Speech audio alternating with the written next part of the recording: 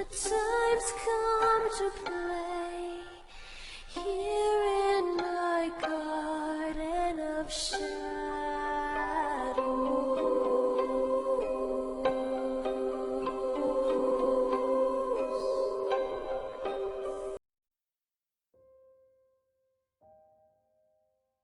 Hello, I'm Runya, aka Media Adaptation, and welcome back to Moderation while Media's Fair Game.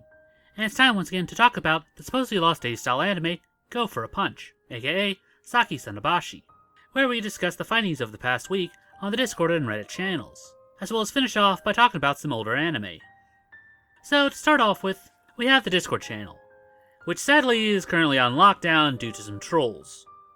So our invite code will not be working as of this video.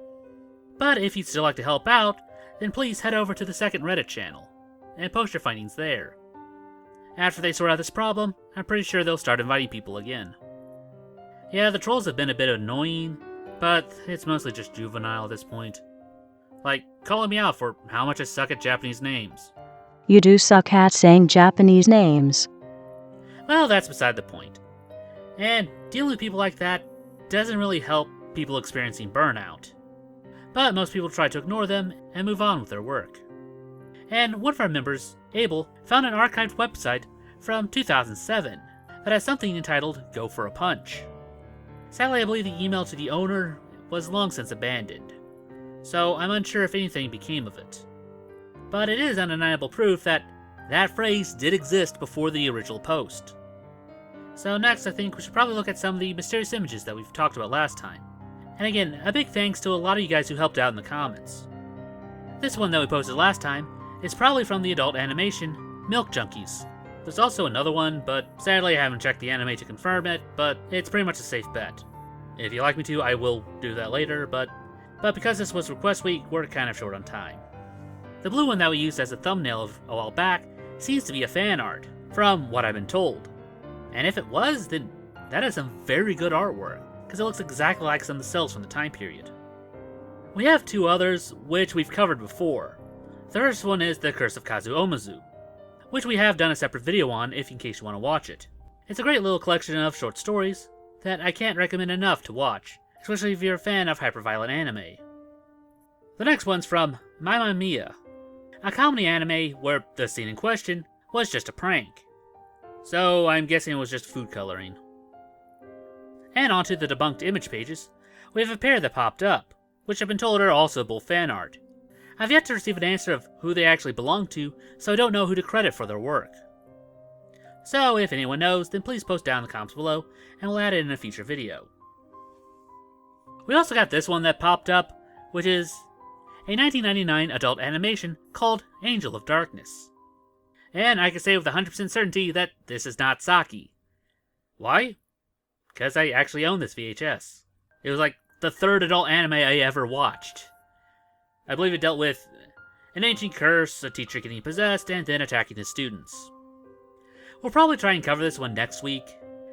Yesterday we covered Sailor and the Seven Balls, so a 4-part OVA just won't fit into our remaining time that we have allotted for this video. So again, please be patient. Also, we were warned not to watch that cross-adult animation that we talked about last week. So we'll probably just shelve that for now, and we might look at it again later if we get a slow week or something. Or if people are just interested in it. So I guess it's time to go over to the Reddit and see what's there. Which has this picture. Origin is unknown, but it looks a lot like a side-scrolling puzzle game to me. And aside from the sea of memes, there are a couple of good posts from the user Acid Trippin', which each thread is very well documented and extremely organized with their work. It reminds me a lot of the early days of this Reddit. And again, going over to this board is still something that I wouldn't recommend, but I believe they did copy all their work onto the second Reddit, so you can head over there if you'd like to take a look for yourself. I was also asked by one of our viewers to go back and look at an older post there from 7 months ago, around the same time as the second Wang video, by user Harumi Yamagata, which is different from most accounts that we've seen so far, as they're looking for something completely different, namely the works of Yukiku Okada, a singer who was very popular in the 80s, and then killed herself at the age of 18. After her death, a large amount of young people followed suit with copycat suicides, and the phenomenon was dubbed Yokiku Syndrome. And while looking into this topic, people would often post clips of deaths from anime, and they believed that one of these clips belonged to Saki. The one that they recall was only about 2 to 3 minutes long, and was found on a surface site, like Dailymotion or YouTube. They cannot remember which. Probably also, was it JNico or something like that? That other Japanese video site. They say it was also different from other clips like Akira and Elfen Lied, which I think means that the kills took their time, and weren't just one-and-done things like from those shows. They recalled a drowning scene where a girl jerked around slowly before stopping and going limp, plus another one of someone banging their head on a wall. They recall the animation was very similar to something like City Hunter, Cat's Eye, and Yokon Club, a relatively more realistic version. Smaller eyes, neutral hair color, stuff like that. The forum that they visited was back in 2009 to 2011, and was found using the keywords for Yokiku Syndrome. Like I said before, this one is a pretty interesting account, and again, it's good to go back over older testimony just to double check their accounts. So I guess it's time to move over to our anime for the week, which is Yumi no Yami Tetsuki no Kagi, or Darkness of the Sea and Shadow of the Moon. Again, see what we mean about a lot of different animes using the word darkness. But this title is also shared with the first 14 episodes of the anime 12 Kingdoms.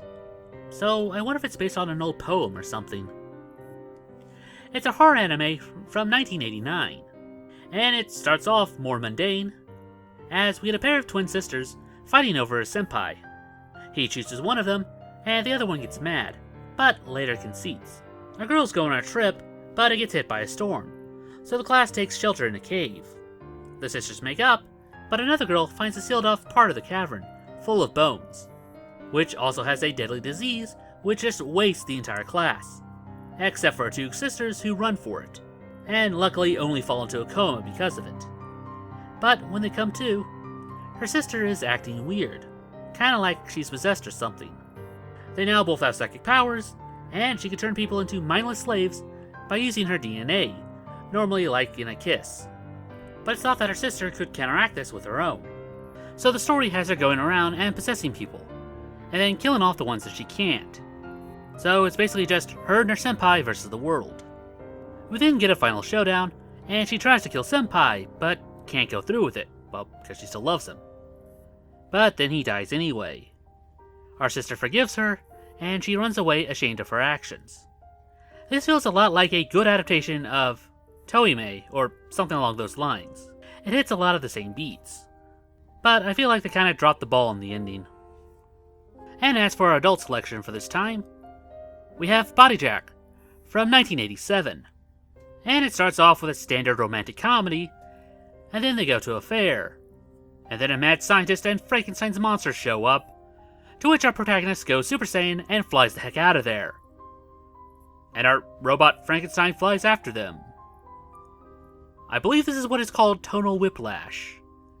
There's no explanation of how he can do this or anything like that, it just happens. But it turns out they just wanted to sell him a device that can let you astral project. So of course he gets it just to spy on girls. But then he gets too close and ends up taking over her body. And pretty much like this genre suggests, he enjoys himself with that for a while. But like with many things, karma's a bitch. And it's time for us to end our look at Shenmue's The Curse of Three Sisters. Again, like last time, the other chapters are in past videos. And after we lost girl number 2, they kinda disproved my earlier theory about our last item. And again, our girl does a smart thing and hands it over, this time very carefully. She asks if it's all over, but they say they called her over to bring their mother, not so they can steal their presents. And her little girl just cries. As her tears slowly fall, she doesn't take her eyes off her, until her friend cries out. Her body has started to melt and fall apart. She asks why, and then sees the ghosts of her first two, to which she promptly curses them. But they didn't like that, as her head gets twisted around until it snaps off her body. So then we're down to our main, who didn't take an item, but they just ask her where is their mother. She tries to explain that what they ask isn't possible. but they're not going to listen to it. So she runs in fear. And after a while, finds herself back at their apartment. She breaks in and does the only thing that she can think of, as she grabs some clothes as well as a pair of scissors. And when her girls get to the house, they find her dressed like their mother. And I don't know if it's their naive innocence or just the loneliness of the decades, but they believe the lie. And they ask her if she left because of something that they did, but she assures them that they'll always be together. And the girls fade away, and she's left there all alone and just cries.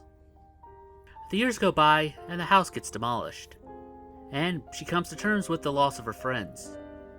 She grows up into a woman, finds love, and starts her own family.